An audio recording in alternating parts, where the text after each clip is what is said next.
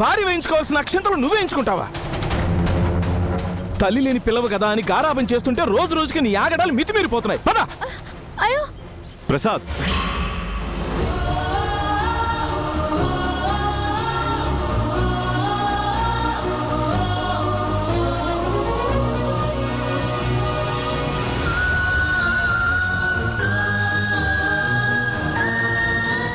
ప్రసాద్ నువ్వేంట్రా ఇక్కడ? ఒరే చంద్ర, నువ్విక్కడున్నావా? నేను ట్రాన్స్ఫర్ అయ్యి ఈ ఊరికి రాగానే నీ ఇంటికే బయలుదేరానరా. అవునా? మధ్యలో నా కూతురు తప్పిపోయింది. తన కోసం వెతుకుతూ వస్తుంటే అదిగో ఆ దంపతుల మధ్య చేరి ఈ అఘాయిత్యం చేసింది.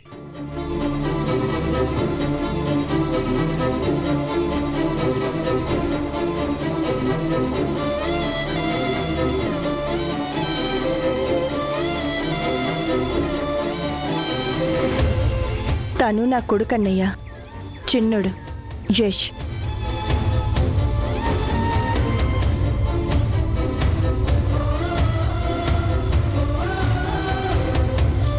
అవునా? మీ అబ్బాయా?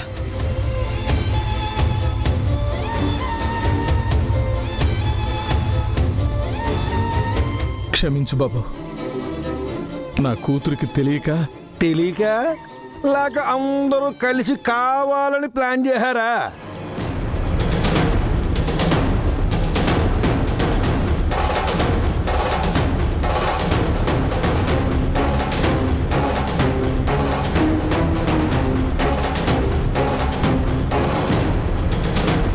మీరు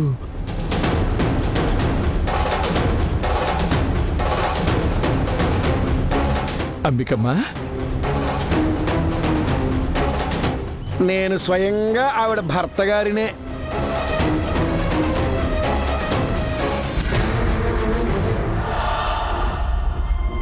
మీరు పొరపాటు పడుతున్నారమ్మా. లేదు, సరిగ్గానే అర్థం చేసుకున్నాం.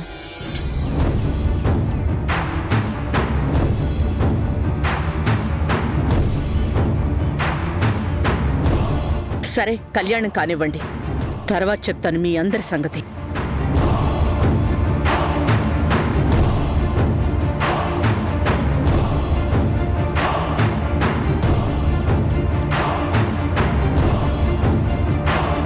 పూజారి గారు, అమ్మా, మిగిలిన కార్యక్రమం పూర్తి చేయండి. అలాగేనమ్మా.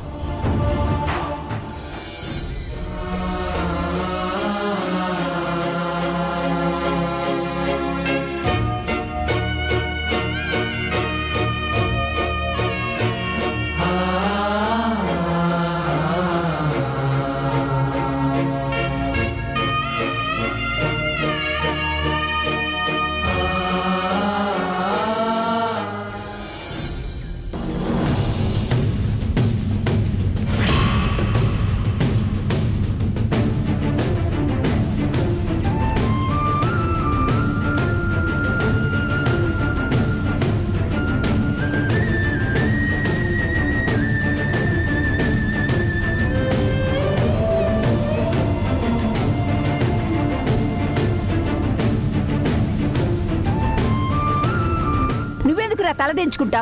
ఏం తప్పు చేశావని? నీ భార్యకి నీకు బంధం బలపడాలని ఆ సీతారాములు వేడుకుని పూజ చేశావు. ఏ వాళ్ళు వాళ్ళ భర్తలతో పూజ చేయలేదా? అంటే ఇదంతా నీ మెదడులోంచి పుట్టిన ఆలోచన? అవును. అయితే ఏంటి? మాకెందుకు చెప్పలేదత్తయ్యా? చెప్తే మీరేం చేస్తారే?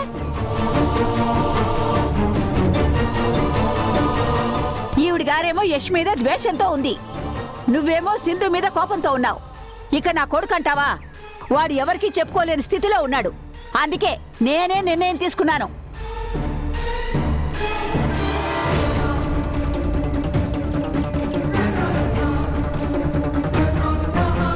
నువ్వెవరు భాగ్యమ్మా నిర్ణయాలు తీసుకోవడానికి? మరి నువ్వెవరివే పెళ్లి చేసుకున్న ప్రేమ జంటని విడదీయడానికి?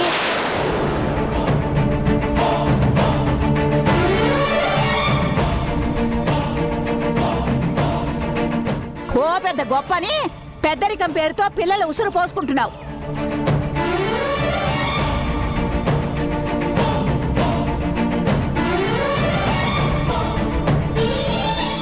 నేనా? బాగుంది, చాలా బాగుంది. నా దగ్గర సింధు ముఖం కూడా చూడనని ప్రగల్భాలు పలికిన నీ మనవడు ఇలా చాటుగా సింధుని కలవడంలో తప్పులేదు గాని నేను వాళ్ళని తప్పు అని నిలదీస్తే మాత్రం తప్పనేడివేనా?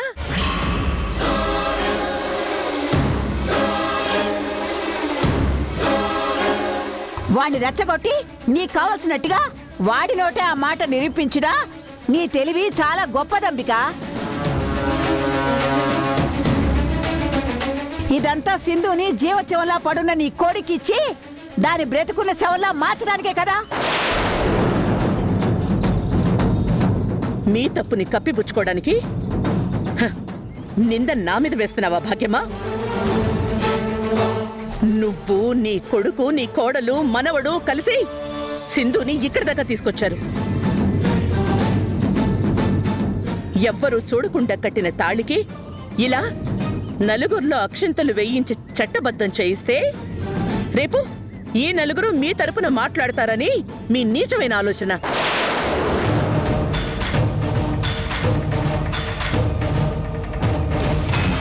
ఏందాము, ఇదేనా మీ ప్లాను? చెప్పత్తా, అడుగుతుందిగా. మేమే చేశాము అంటుంది కదా, దీనికి నీ సమాధానం ఏంటి? నేను చెప్తాను, మాట్లాడకో.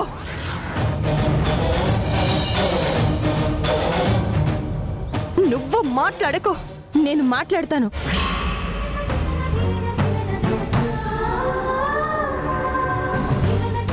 ఎందుకంటే ఇది నేను కోరిన కోరిక కాబట్టి.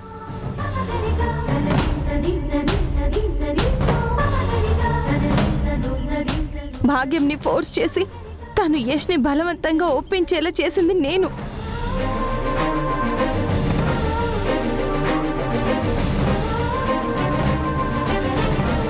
తప్పేంటత్తా?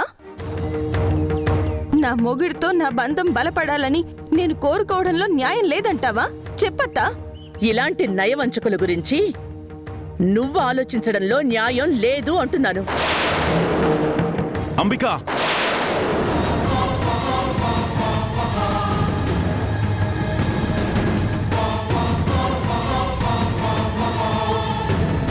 ఊరుకుంటున్నాం కదా అని నీ ఇష్టం వచ్చినట్టు మాట్లాడడం పద్ధతి కాదు. పద్ధతుల గురించి నువ్వు మాట్లాడుతున్నావా చంద్ర? నువ్వు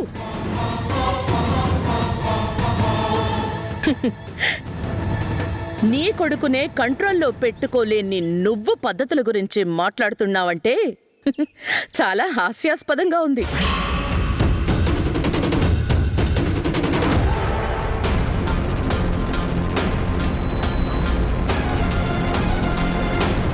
నీ కొడుకు నాకిచ్చిన మాట తప్పాడు. అయినా నువ్వు చూస్తూ ఉన్నావే తప్ప ఇది తప్పు అని చెప్పవే.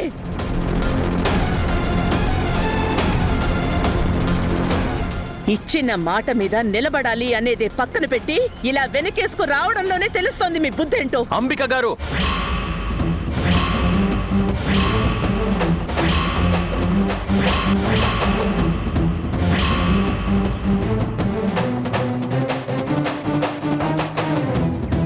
మాటలు జాగ్రత్తగా రానివ్వండి.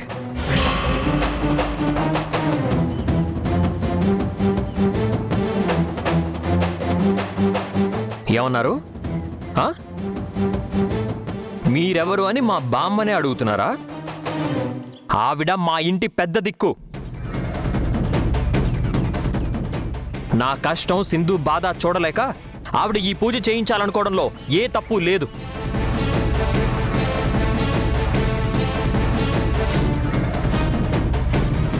మా అమ్మ నాన్న ఇచ్చిన ఐడియా అన్నారు కదా, కొడుకు జీవితం బాగుండాలని, కోడలు కళ్ళ ముందు ఉండాలని ఆశపడ్డంలో వాళ్ళ తప్పు లేదు. కానీ వాళ్ళకి ఈరోజు మేము ఇక్కడ ఉండడానికి ఏ సంబంధము లేదు. ఇది మీరు నమ్మినా నమ్మకపోయినా నాకు అనవసరం.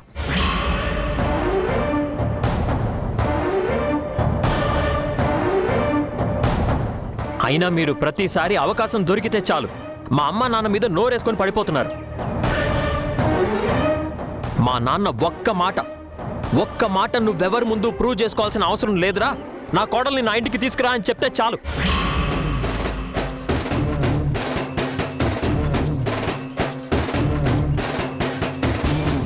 అసలు అంతెందుకు, నేను ఓపిక నశించి ఒక్క మాట సింధుతో రా సింధు మన దారి మనం చూసుకుందాం అన్నా చాలు, సింధు ఒక్క క్షణం కూడా ఆలోచించకుండా నాతో వచ్చేస్తుంది.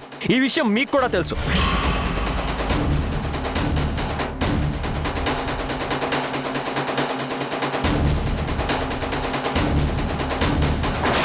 కానీ మా నాన్న ఏ క్షణం కూడా నాతో అలా మాట్లాడలేదు.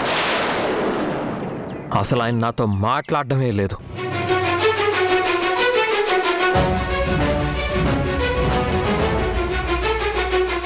నేను నా కాళ్ళ మీద నిలబడ్డాకే ఆయన నా మొహం చూస్తానని మొండిగా ఉన్నారు. అంతే మొండిగా నేను గెలిచాకే సింధు మొహం చూడాలనుకున్నాను.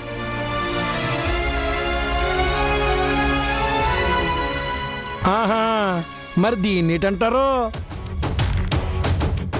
ఎంత దూరంగా ఉన్నా ప్రేమించిన మనసు ఊరికే ఉండదు కదా. పైగా ఈరోజు పూజ చేసి మా బంధానికి దైవ బలం తోడవ్వాలన్నది సింధు కోరిక. ఇంకా చెప్పాలంటే మీ అందరి ఆశీర్వాదంతో జరగాలని తను కోరుకుంది. కానీ అది ఇప్పుడు సాధ్యం కాదు. కనీసం తన కోరికలో కొంతైనా తీర్చే బాధ్యత భర్తగా నా మీదుంది. అందుకే వచ్చాను. అయినా నేను మాట తప్పలేదు ఆంటీ. ఇప్పటిదాకా నేను సింధుతో మాట్లాడలేదు, కనీసం కన్నెత్తి కూడా చూడలేదు. మీకిచ్చిన మాట నిలబెట్టుకునే ప్రయత్నంలోనే ఉన్నాను ఆంటీ. దయచేసి నా ఓపిక నశించి నేను వేరేలా ఆలోచించే అవకాశం నాకు ఇవ్వకండి.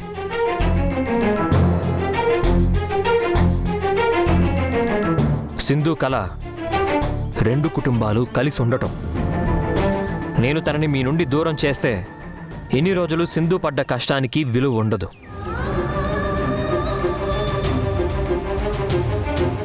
మేము కలవడం అంటూ జరిగితే అది అందరి అంగీకారంతోనే. అది నా గెలుపు మీద ఆధారపడి ఉంటుంది. గెలిచేదాకా ఓపిక పట్టండి ఆంటీ, ప్లీజ్. సరే, ఎంతకాలం? సంవత్సరమా? 2 సంవత్సరాలా? 5 సంవత్సరాలా? లేక 10 సంవత్సరాలా?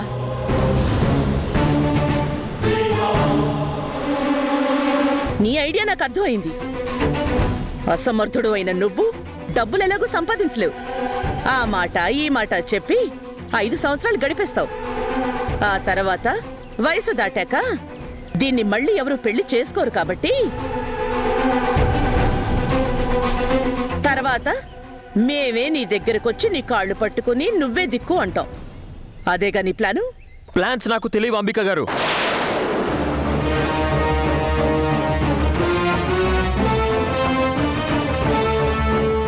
అన్ని ప్లాన్సే గనక నాకు తెలుసుంటే మీరసలు ఆ ఇంట్లోనే ఉండరు. నేనసలు ఉండనిచ్చేవాణ్ణే కాదు. మేమిద్దరం మేజర్స్. మా పెళ్లి కాదనే హక్కు ఎవ్వరికీ లేదు. అల్లుడిగా వచ్చి ఆ ఇంట్లో తెస్టేస్తే మిమ్మల్ని మీ ఆయన్ని ఒక ఆట ఆడుకునేవాణ్ణి.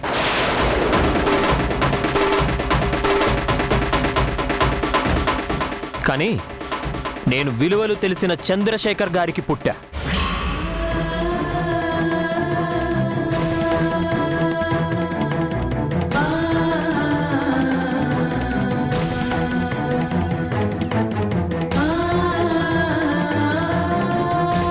ఆ విలువలు నాకు తెలుసు కాబట్టి మీకిచ్చిన మాటకి కట్టుబడి ఈ రోజు ఇక్కడ ఇలా నిలబడ్డా.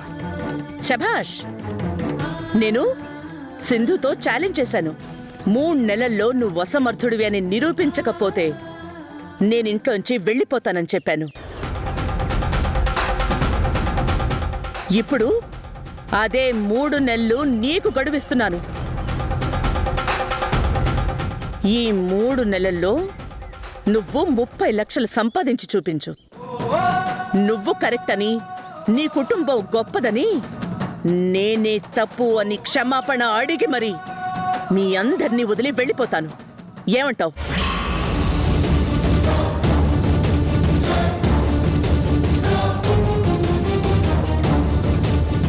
అది లెక్క. ఇప్పుడు ఉంటుంది అసలు మజా.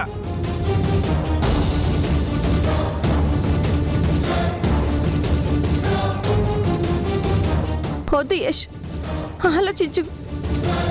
అత్త కావాలని నీకు టార్గెట్ ఇస్తుంది. అంత తక్కువ టైంలో 30 లక్షలంటే కష్టం. నా మాట విను యష్. ఛాలెంజ్ లేదు, గీలెంజ్ లేదు. అసలు అవసరమే లేదు అసలు. వీళ్ళ కోసం నువ్వెందుకురా ప్రాబ్లంలో పడతావు? అన్ని ప్లాన్ చేసుకుని వచ్చారు ఈ అత్త కొడళ్ళు.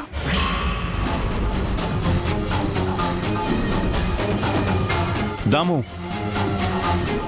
అది వాడి సొంత విషయం. వాణ్ణి ఆలోచించుకొని.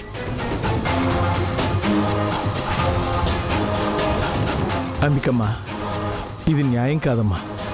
ప్రేమున్న తర్వాత ఈ ఛాలెంజ్లు పంతాలు ఏంటమ్మా? మీకు దీనికి సంబంధం లేదు. దయచేసి దూరంగా ఉండండి ప్లీజ్. చెప్పు యష్, ఈ షరతుకి నువ్వు ఒప్పుకుంటున్నావా, లేక నీ వల్ల కాదు అని నా ముందే సింధుని మర్చిపోమని చెప్తావా?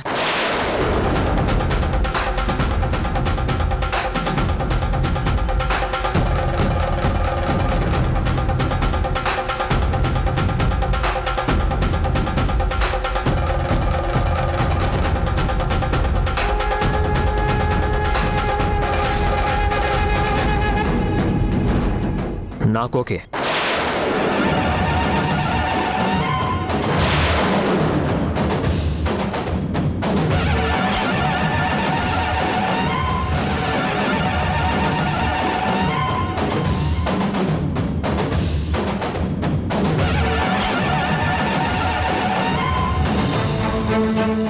Good, all the best.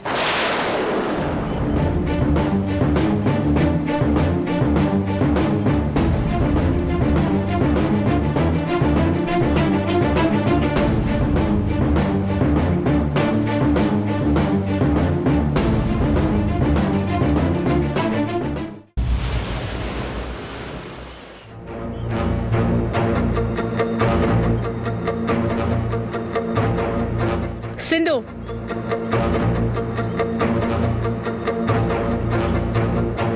ఏంటి ఏంటి నువ్వు చేసిన పని? నా కన్ను గప్పి నన్ను మోసం చేసి వెళ్ళి వాడితో పూజలో కూర్చుంటావా?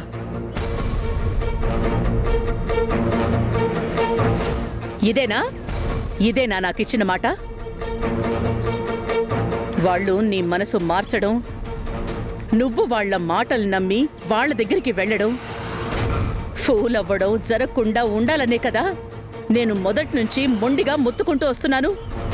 కానీ నువ్వు నా మాట కాదని వాళ్ళకి వత్తాసు పలుకుతూ ఉంటే ఎప్పటికే నీ విలువ వాళ్ళకి తెలిసేది. ఏంటత్తా,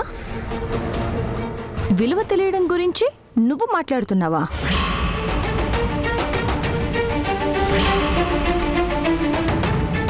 అసలు నీకు తెలుసా ఆ విలువ గురించి?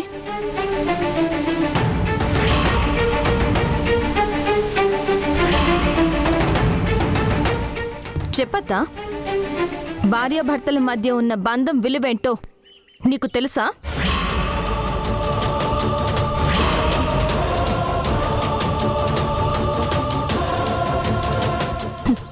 నువ్వు ఏం ఆలోచించి వాడికి 3 నెలలు గడువు పెట్టావత్తా? నీ గురించి ఆలోచించి పెట్టానే, నీ మంచి గురించే ఆలోచించి పెట్టాను. నా మంచి గురించా? నాకసలు తెలియక అడుగుతున్నానత్తా, నీకు నిజంగా నా మీద ప్రేమ ఉందా? ప్రేమ ఉంది కాబట్టే కదే ఇదంతా చేస్తున్నాను. ఒక మనిషి మీద ప్రేమ ఉండడం అంటే అసలేంటత్తా? సింధు, అసలు నువ్వేం చెప్పాలనుకుంటున్నావే? ఒకరిని ప్రేమించడం అంటే వాళ్ళ సంతోషాన్ని కోరుకోవడం, వాళ్ళకు కావలసినవన్నీ అందించాలని ఆరాటపడ్డం. నాకు కావాల్సింది, నేను కోరుకునేది నాకు దూరం చేసి నా మీద ప్రేమ ఉందని అసలు నువ్వు ఎలా చెప్పగలుగుతున్నావత్తా?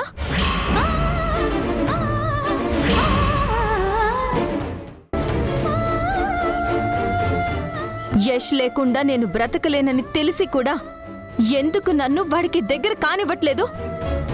ఎందుకంటే వాళ్ళు మోసగాళ్ళు కాబట్టి. వాళ్ళు నీ మీద చూపించే ప్రేమ అభిమానం అంతా నీ ఆస్తి కోసం కాబట్టి.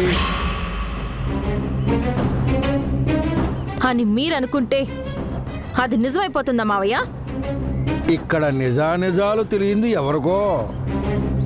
నువ్వు ప్రేమ మైకంలో పడి వాళ్ళని గుడ్డిగా నమ్మేస్తున్నావు గాని నీ ప్రేమని మీ నాన్న స్నేహాన్ని అడ్డంగా ఎట్టుకుని వాళ్ళు ఎంత బాగా దోచేశారో మాకు బాగా తెలుసు. నిజంగా వాళ్ళు మోసగాళ్ళైతే మనల్ని మాయ చేసి డబ్బు కాజేసుంటే ఇల్లు అమ్ముకోవాల్సిన అవసరం వాళ్ళకేంటి మావయ్య? వాళ్ళ దగ్గర డబ్బుంటే శశాంక్ ఇంటికి వెళ్ళి బ్రతకాల్సిన అవసరం వాళ్ళకేంటత్తా? హ్మ్. చిన్న చిన్న ఉద్యోగాలు చేస్తూ కష్టపడాల్సిన అవసరం వాళ్ళకేంటి? ఏమో మంచి వాళ్ళని నమ్మించడానికి వాళ్ళు ఆడుతున్న నాటకమేమో. వాళ్ళ మనసులో ఇంకెన్ని కుళ్ళు కుతంత్రాలు ఉన్నాయో ఎవరికి తెలుసు. ఈ కొంపని ముంచే వరకు వాళ్ళ మనసులు కుదుట పడవు కదా. మావయ్య! సింధు, ఆయన మీద అరుస్తావేంటే? ఆయన అన్న దాంట్లో తప్పే ఉంది. చంద్ర ఉన్నప్పుడు డబ్బులు పోయాయా లేదా? అదేదో మిస్కమ్యూనికేషన్ వల్ల జరిగిందత్తా. డబ్బులు ఎలా పోయాయి అనేది పక్కన పెడితే చంద్ర పరిధిలోనే అది జరిగినప్పుడు దాన్నేమంటారు?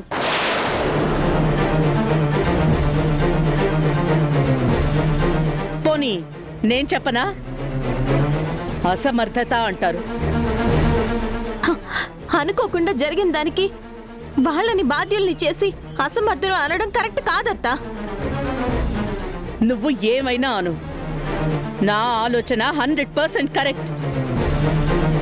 వ్యాపారాన్ని నిలబెట్టలేని మనుషుల్ని నమ్మి నా మేనకోడలి జీవితాన్ని నేను వాళ్ళ చేతుల్లో పెట్టలేను.